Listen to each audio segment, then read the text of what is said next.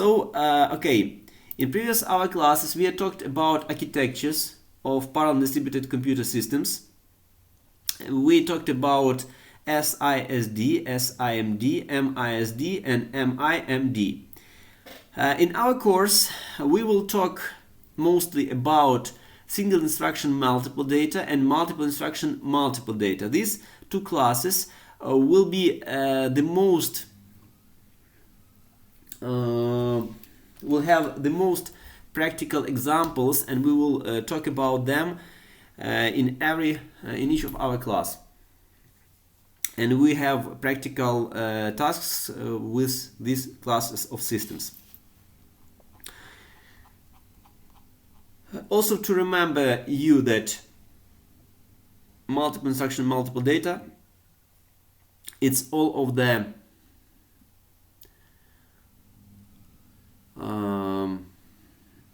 multiprocessor SMP computers, and multi-core PCs. These all are MIMD systems.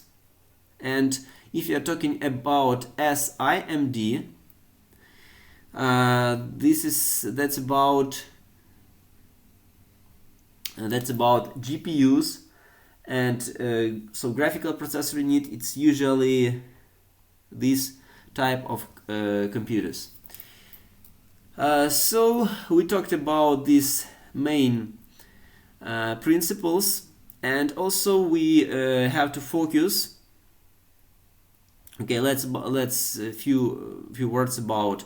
So task is some logical discrete section of computational work, and if you have heard the term multitasking operating system, that's about tasks as computational tasks. That means that at the same time multiple tasks can be executed in our operating system. Pipelining its possibility to break your task into steps, and each processor you need can process these subparts of subtasks. Shared memory is the systems which share their memory between multiple CPUs. Symmetric multiprocessor is SMP. These are the systems with a single address space and have equal access to all of the resources. Distributed memory, it's about clusters and machines which connected by the network and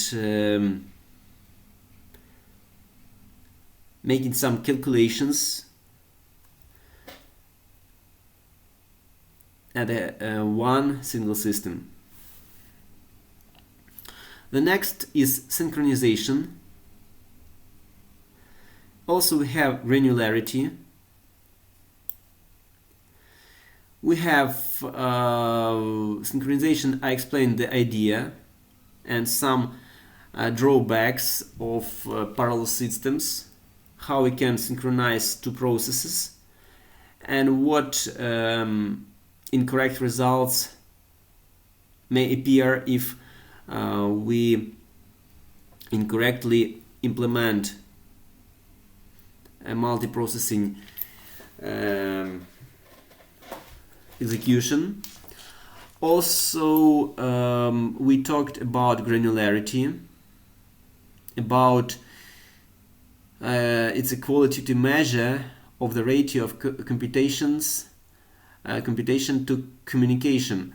If we have multiple communications and less computations, then maybe we don't have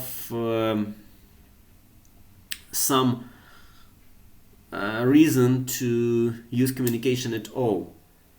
If you spend too much time for communication, not for calculation. Also, we talked about speed up.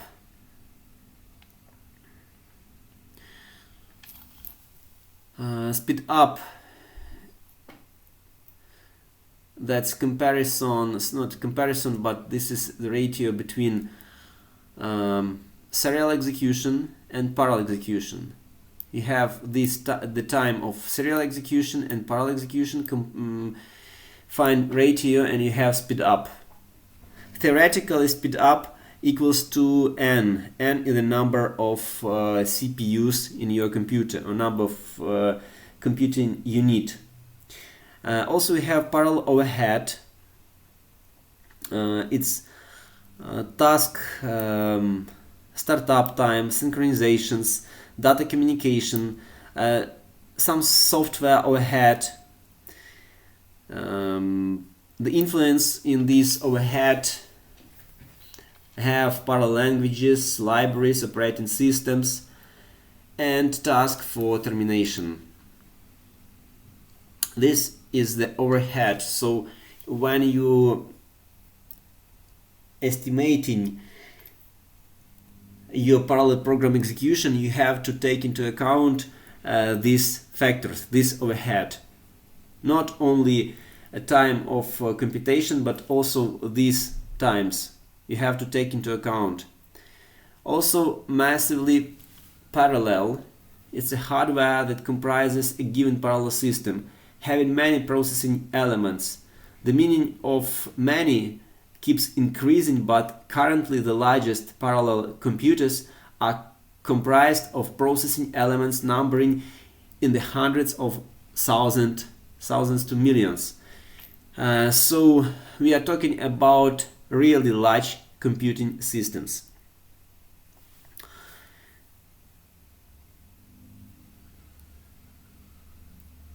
Also, it's embracingly parallel, solving many similar but independent tasks simultaneously. Little to no need for coordination between the tasks. And also very important, it's scalability. It's ability of parallel systems to demonstrate increase in parallel speed up with the addition of more resources. Factors that contribute to scalability include hardware, application algorithm, parallel overhead related characteristics of your specific application. In our classes, I talked to you about scalability. It's horizontal scalability and vertical scalability. If we are talking about horizontal scalability, we are talking about increasing the number of the number of computer systems or machines in your cluster, while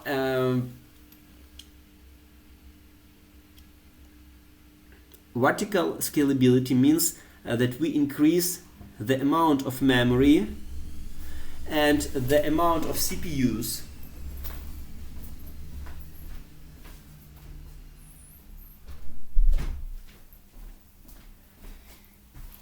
in one single system. This is vertical scalability. And vertical scalability has limitations. You have to remember this fact. Very important law is Amdahl's law. Gene Amdahl is engineer of IBM, and he suggested this law or this principle that potential program speed up is defined by the fraction of code that can be parallelized. We have this ratio between 1 and 1 minus p, where p is a fraction of code which could be parallelized. If none of the code can be parallelized, the speed up will be 1. If all of the code is parallelized, the speed up is infinite. It's only in theory. That's important. If 50% of the code can be parallelized, then maximum speed up equals to 2. That means that your code will be executed 2 times faster. And also, if we take into account number of processors, we'll have this formula, and this is very important formula because we have serial fraction of our code, parallel fraction of our code, and number of CPUs. In this case, number of CPUs, in this case you will have theoretical speed up. And again, this is theoretical, in theory. That's very interesting formula, because here is fraction of code which could be executed only in serial. This is in parallel, and this is the number of CPUs. Also, we have example of speedups. Here is the table, number of CPUs and speedup. If we have about half of our code which is parallel and higher and higher, you see that speedup could be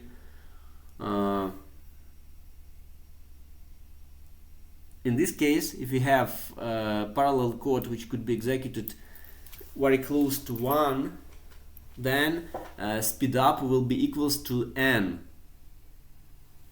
But that's theoretical. You see that this is 100, about 100, and this also is about 100.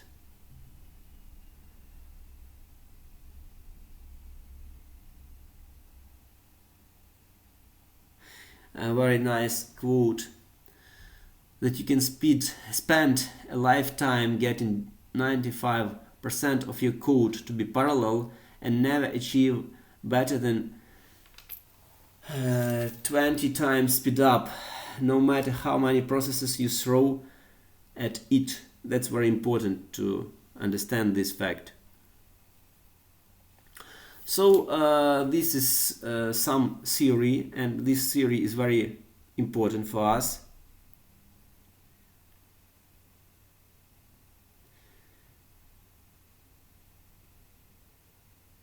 But also we have to remember that if you have very small task, very small computational task, it is not reasonable to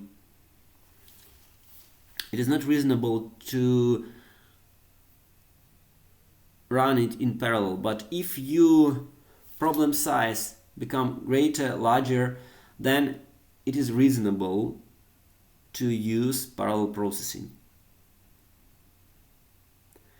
And here you see the example. If you have some task, yes, that parallel fraction, if you have 100 at all seconds of execution, then in some examples we can obtain, if you can calculate and see that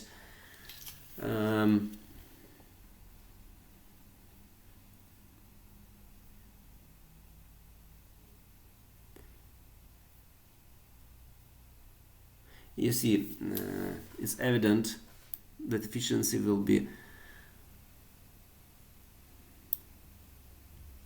and also problems that increase the percentage of parallel time with their size are more scalable than problems with a fixed percentage of parallel time. That's important. So when you decide to write your program, you have to choose algorithm which can be scalable and which can be distributed and decomposed into few parts. That's important. Complexity.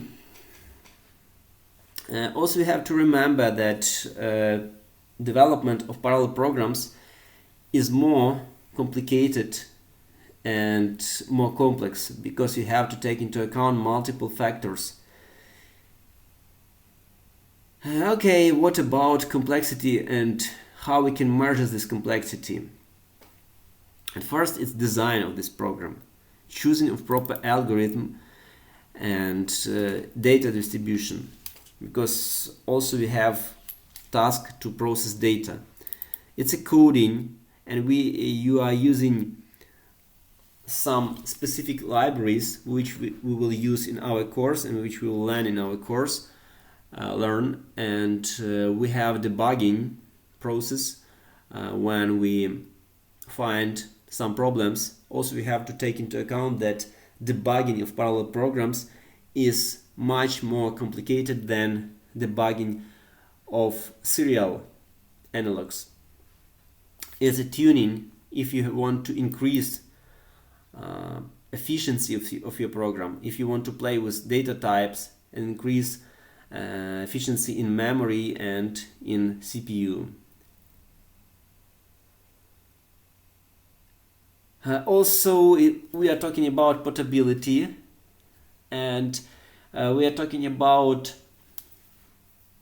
some APIs which are conform to some standards, and these standards are MPI, OpenMP, and POSIX threads. In next hour class, we will talk about, in 30 minutes, we will talk about POSIX threads, and I will show you how to use them in your programs.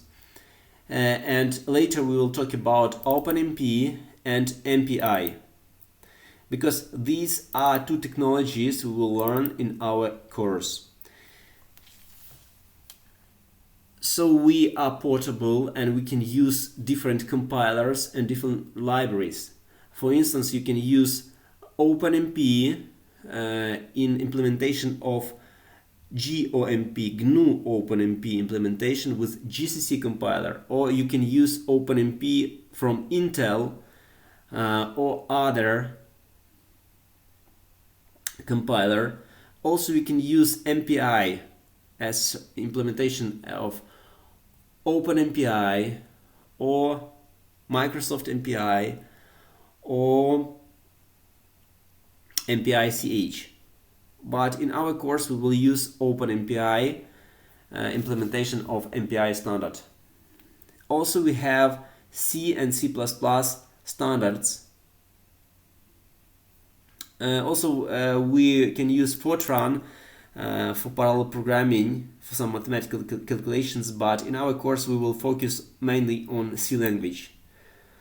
If you want, you can use also C++, but I will show you examples in the C as the simplest and the most lightweight way to start if you didn't program at all before. And also operating systems can play a key role in a code portability issues. So usually in parallel distributed systems, high performance systems usually used Linux operating system, and these operating systems in the level of APIs, system calls, conform to all the standards. That's why we'll use in our course this operating system too. So the next, resource requirements. For parallel programming we have some requirements. For our course we will not have some specific requirements because we will play only with some demos and some light programs, but in real life you will have complicated tasks with large computational time and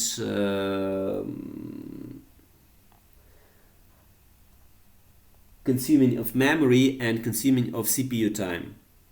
Dear students, if you have any questions what I'm talking about, please write them into the chat.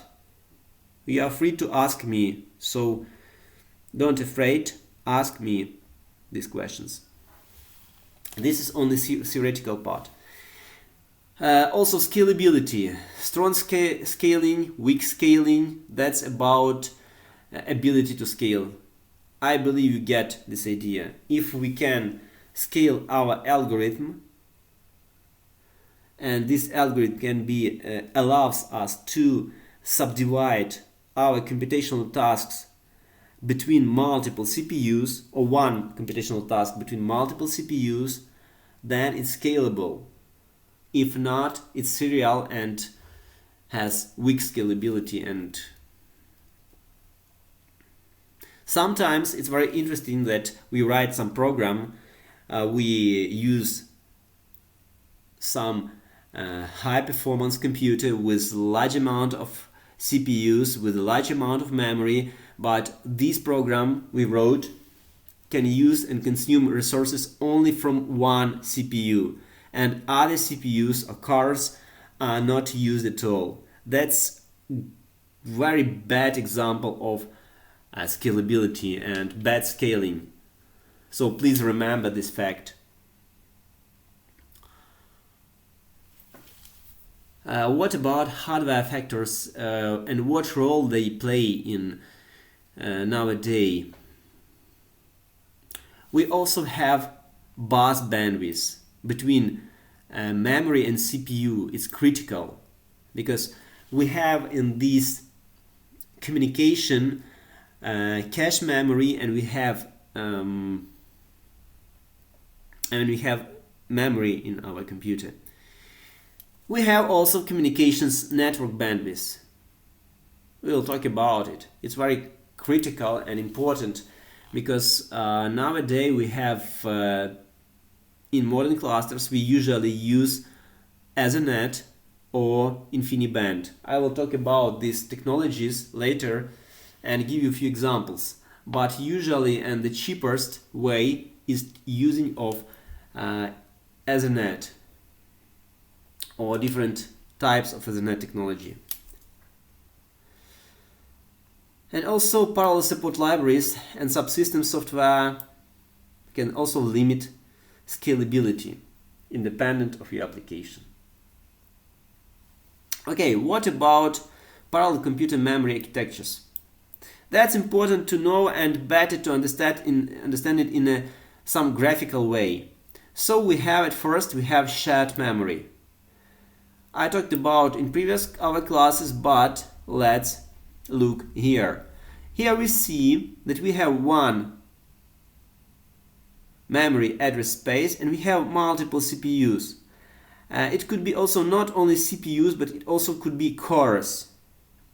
And we have two subtypes of shared memory systems. It's UMA, Uniform Memory Access, and most commonly we are using SMP systems, Symmetric Multiprocessor.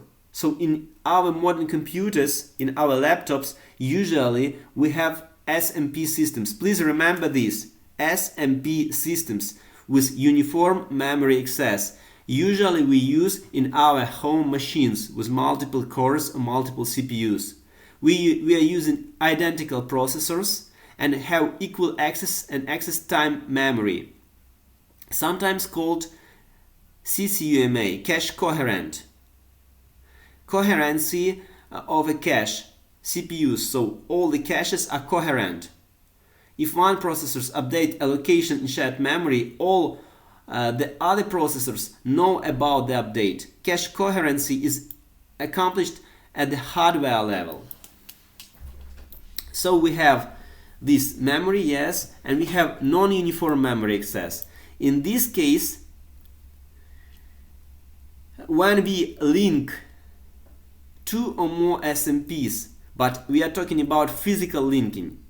So we have two motherboards and we connect them together by some specific technologies. But again, the memory is shared and we have some specific bus interconnect. This allows us to increase of performance, but sometimes we have degradation due to this bus interconnection. We have global address space, which provides user-friendly programming perspective memory. Data sharing between tasks is both fast and uniform due the proximity of memory to CPUs. Disadvantages. Primary disadvantage is the lack of scalability between memory and CPUs. Adding more CPUs can geometrically increase traffic on the shared memory CPU path, and for cache coherent systems, geometrically increase traffic associated with cache memory management. So we have these drawbacks. And also programmer responsibility for synchronization constructs that ensure correct access to global memory.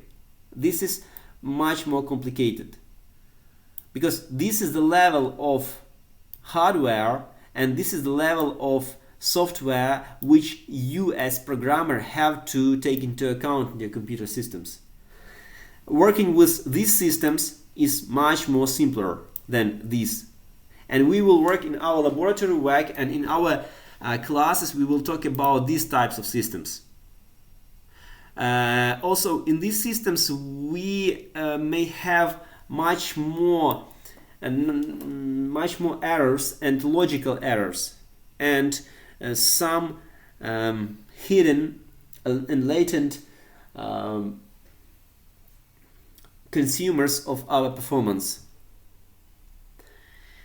So distributed memory, general characteristics. It's like shared memory system, but distributed memory systems vary widely but share a common characteristics. We have communication network to connect interprocessor memory. Each processor have their own memory. Memory addresses in one processor do not map to another processor, so there is no concept of global address space across all processors. You have to remember this. Because each processor has its own local memory, it operates independently. Changes it makes to its local memory have no effect on the memory of other processors. So cache coherency doesn't apply here. When a processor needs access to data in another processor, it usually the task of programmer to explicitly define how and when data is communicated. Synchronization between tasks is likewise the programmer's responsibility. Advantages. Memory is scalable, so it's horizontal scalability, because in previous case we have vertical scalability. And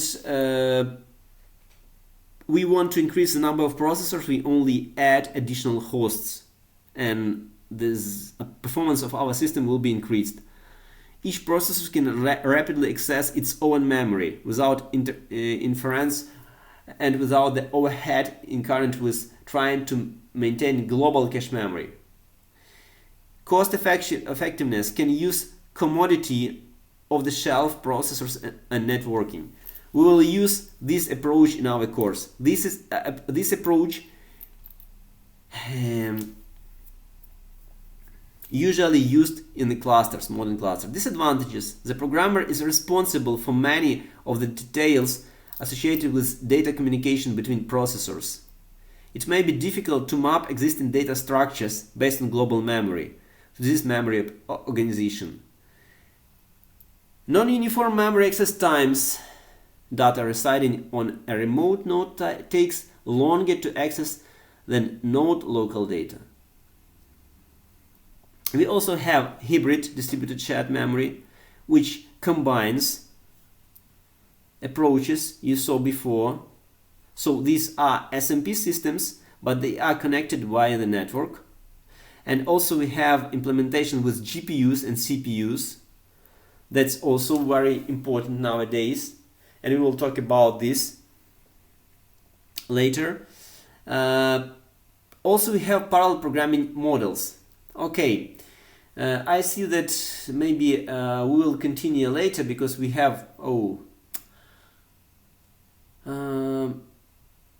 we have to talk about, I suggest to continue in the next hour class about this theory, and in 30 minutes we will have some practical task which allows you to prepare for our next semester practical laboratory works. So let's continue in 30 minutes, and please connect to our class. I see that students connected to our class.